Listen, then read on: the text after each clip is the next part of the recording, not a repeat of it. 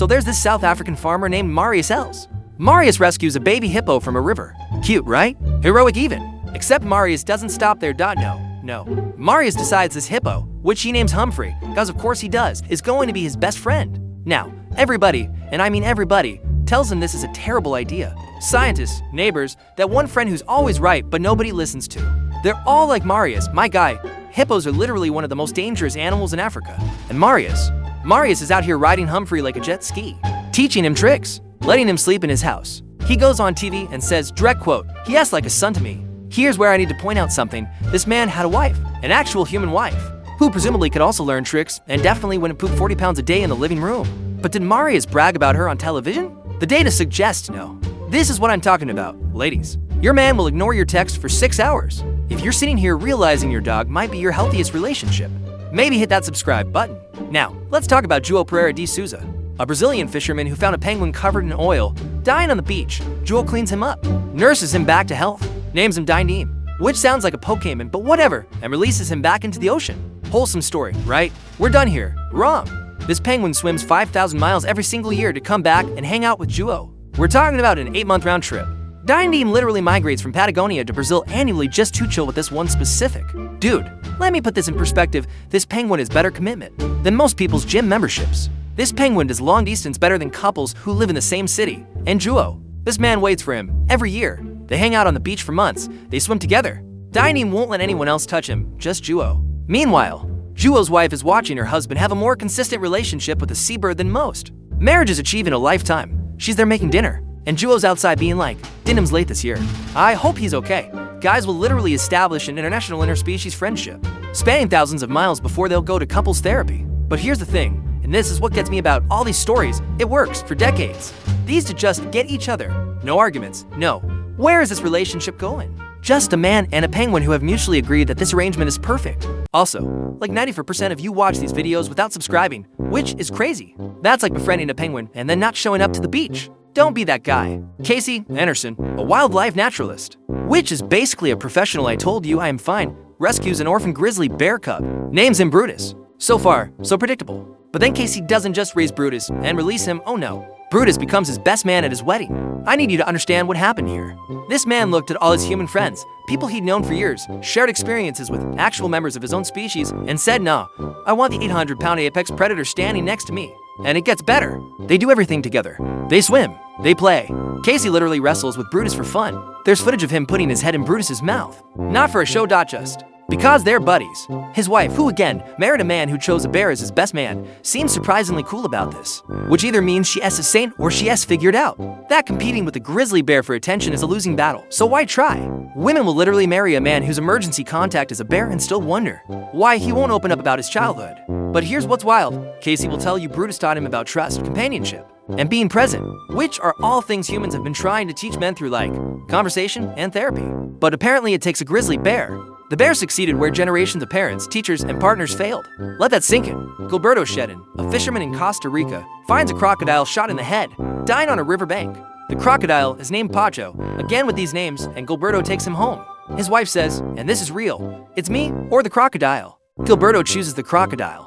Let me say that again slower. Given an ultimatum between his wife and a reptile with brain damage, my man picks the reptile. And you know what? They were inseparable for 20 years. Gilberto would swim with Pacho. They'd play in the water. This crocodile, a literal prehistoric killing machine, would respond to his name like a golden retriever. There's video of Gilberto putting his head in Pocho's mouth for fun, multiple times. They had a whole routine.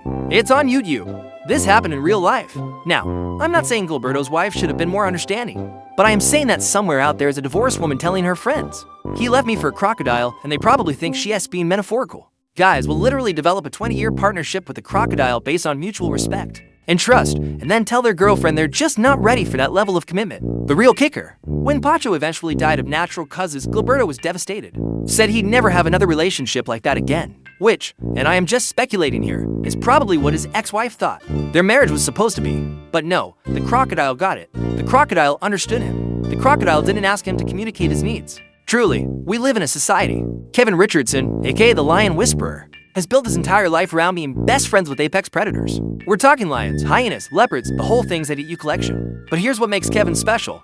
He doesn't just work with these animals. He cuddles them. He takes naps with lions. He plays with hyena cubs. There's footage of him swimming with lionesses like they're golden retrievers. And the whole time, he's like, you just have to understand them, respect them. Which, okay, Kevin. But also, you understand that most men can't even understand why their girlfriend is upset after they said calm down, right? This man has cracked the code on emotional intelligence and cross-species communication, and he uses it exclusively on large cats. The irony is palpable. His whole philosophy is about trust, body language, and being present in the moment, which are all things relationship therapists have been screaming about for decades. But apparently we needed Kevin to demonstrate it by literally sleeping in a pile of lions. Men will learn to read the subtle behavioral cues of a wild predator before they'll notice their partner got a haircut. And the thing is, it works. These lions love him. They protect him. When he's in danger from other animals, they literally step in. He has better backup from lions than most people have from their friend group. Meanwhile, there's presumably some person in his life who's like, Kevin, can we talk about our relationship? And Kevin's like, sorry, I have plans to go interpret the social hierarchy of a hyena clan. But you know what? The hyenas probably don't ask him where he sees himself in 5 years, so I get it. Sean Ellis, a British researcher, decided the best way to study wolves was to become a wolf. Not metaphorically. This man literally joined a wolf pack, ate raw meat with them, slept in the snow with them, and howled at the moon. 4 years. He learned to think like a wolf, act like a wolf, communicate like a wolf. He became a ranking member of the pack. The wolves accepted him as one of their own. This man achieved full integration into a complex social structure with its own rules, hierarchy, and communication style. He learned an entirely different language, body language, vocalizations, subtle cues. Meanwhile, ask the average dude to learn his partner's love language, and suddenly it's too complicated, and I don't get it. Sean out here doing field research, taking notes, studying wolf behavior for years to understand them better. That's dedication. That's commitment to really knowing someone, or some wolf. A man will literally learn to howl in perfect wolf dialect before he'll learn that fine means not fine. And apparently, living with wolves taught Sean profound lessons about loyalty, family structure, and communication, which are all things human society has been trying to teach forever. But sure, it takes becoming a wolf. The best part, Sean says the wolves taught him how to be a better human. Not other humans, wolves. Canines who eat rauk and fight for dominance taught this man social skills. And honestly, looking at the state of human relationships, maybe he's onto something. Look, what have we learned here? Men will form deep, meaningful bonds with hippos, penguins, bears, crocodiles, lions, and wolves, creatures that could literally end them before they'll go to therapy. They'll travel thousands of miles, risk their lives, divorce their spouses, and fundamentally change their entire lifestyle for an animal that can't even pronounce their name. And somehow, it works out better than most human relationships.